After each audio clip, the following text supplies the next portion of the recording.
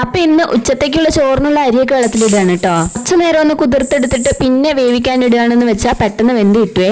കറി വെക്കാനായിട്ട് ഞാൻ ഇന്നലെ കുറച്ച് ചക്ക മാറ്റി വെച്ചിട്ടുണ്ടായിരുന്നു. ഇത് പച്ചച്ചക്കയാണ് കേട്ടോ.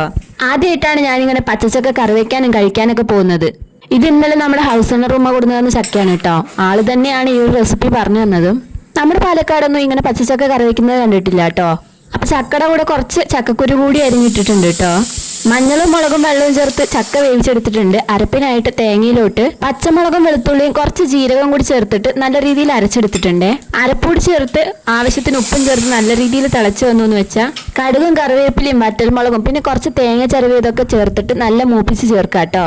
ഇതിന്റെ പേര് ചക്ക എരിശ്ശേരി എന്നാണ് പറഞ്ഞത്. ഞാൻ കുറച്ച് വെള്ളം കൂട്ടിയാണ് ഉണ്ടാക്കിയത്, ഒഴിച്ചു കറി പോലെ. സൈഡായിട്ട് വെണ്ടയ്ക്ക ഫ്രൈ കൂടി ഉണ്ടാക്കാന്ന് കരുതി. ഇതിനു മുന്നേ ഞാൻ ഇതുപോലെ വെണ്ടയ്ക്ക ഫ്രൈ ഉണ്ടാക്കിയപ്പോൾ അതിലൊരു കമന്റ് ഉണ്ടായിരുന്നു, വെളുത്തുള്ളി കൂടി ചേർത്തെന്ന് വെച്ചാൽ നല്ല ടേസ്റ്റ് ഉണ്ടാവുമെന്ന്. ഞാൻ പിന്നെ 1-2 വട്ടം അങ്ങനെ ട്രൈ ചെയ്ത് നോക്കി, നല്ല രീതിയിൽ ടേസ്റ്റ് ഉണ്ടായിരുന്നു കേട്ടോ.